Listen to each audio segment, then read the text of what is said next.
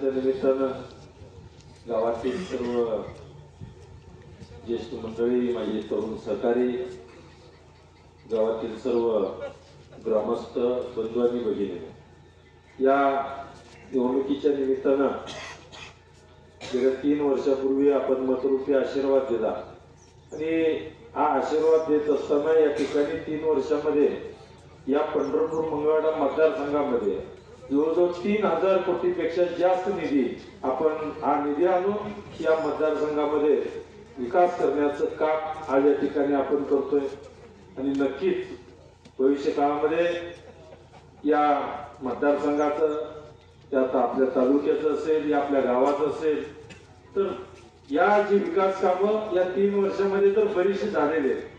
आपल्या गावामध्ये वाड्या वस्त्यावरच्या रस्त्यांची बरीचशी कामं झालेली आहेत.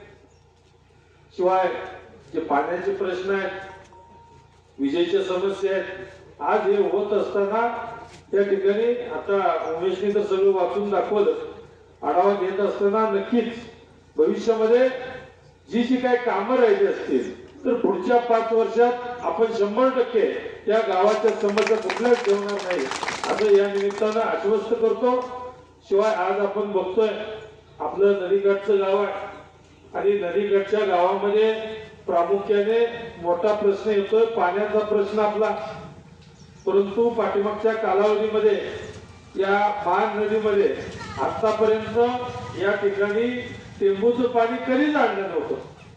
परंतु आपण मागच्या वेळेला उमेशराव टेंबूचं पाणी येतंय का नाही ही लोकांचा विश्वास नव्हता, परंतु मला कॉन्फिडन्स होता की येतंय पाणी. म्हणून ट्रायल म्हणून आपण शेतीवाडीपर्यंत आणलं, आपल्या गावाला त्याचा लाभ कमी झाला.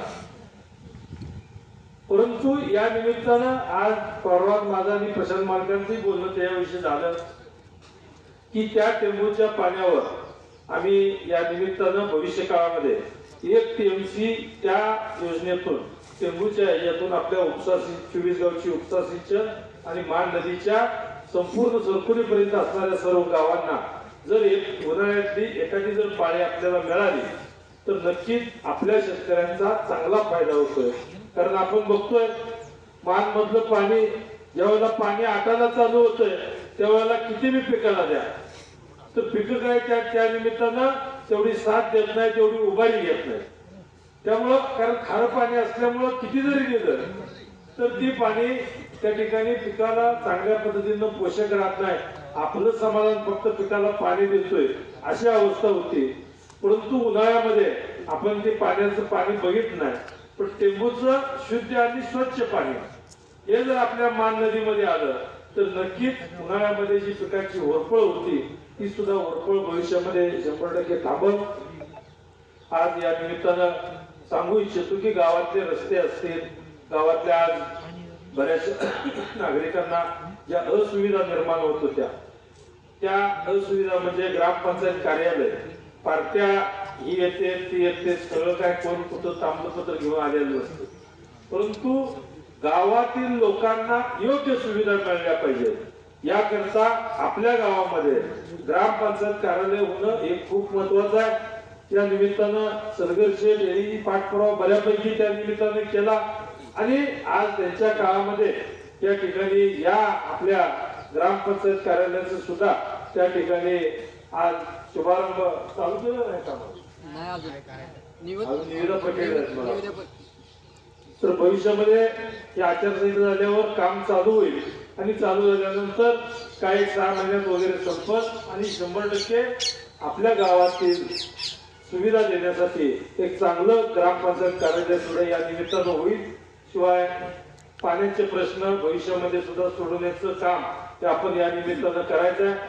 आज या निमित्तानं सांगू इच्छितो की सगळे आपले अनेक प्रश्न आहेत, पण हे प्रश्न सोडवत असताना आपलं हे महायुतीचं सरकार हे सरकार आज भारतीय जनता पार्टी, राष्ट्रवादी काँग्रेस आणि या ठिकाणी शिवसेना या रयत क्रांती RTI ते सर्व महायुतीचं सरकार या निमित्तानं काम करतंय आणि महायुतीचं सरकार काम करत असताना माझ्या माता भगिनींच्या पाठीमागे सक्षमपणे आज उभा आहे.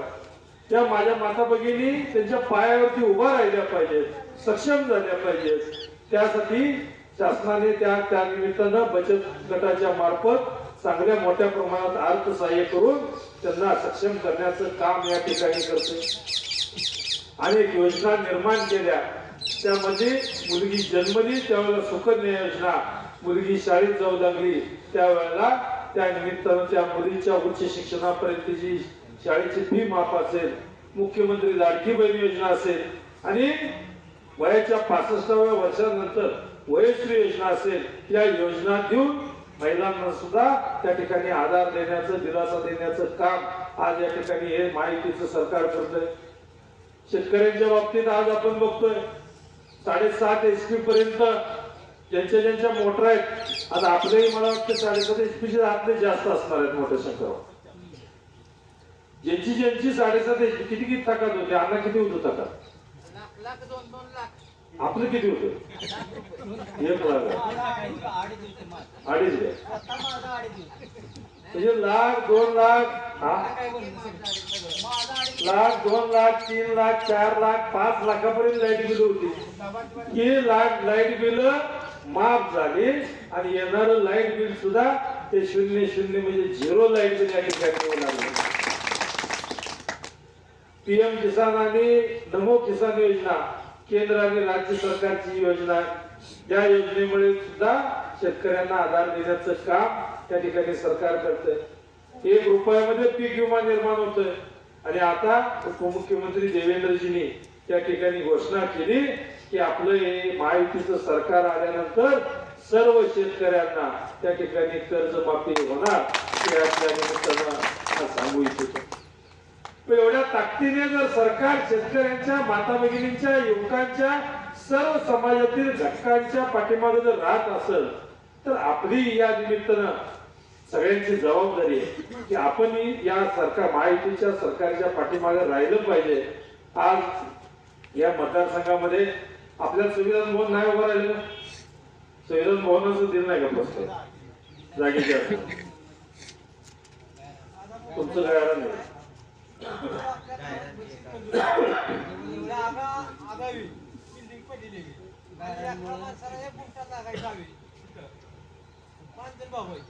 वनीकरणचं येतं उतारा ग्रामपंचायत नाव उमेशराव जर 23 तारखेनंतर विषय घ्या. आपण ते मार्गी लावू बघू, करू आपण मार्गी लावू बघू ते कसं करायचं. तर या सगळ्या माध्यमातून या ठिकाणी आज मतदारसंघामध्ये जवळजवळ 50 ठिकाणी आपण संविधान भवन दिलेले. त्या मतदारसंघामध्ये आपण मराठा भवन उभा करतोय, अहिल्या भवन उभा करतोय, वारकरी भवन उभा केलंय, दिव्यांग भवन उभा करतोय. तर या मतदारसंघामध्ये त्या ठिकाणी अनेक जाती, धर्म, पंथ या सर्व घटकांच्या लोकांच्यासाठी या ठिकाणी हे सरकार, महायुतीचं सरकार काम करतंय. म्हणून आपल्या सगळ्यांची जबाबदारी आहे.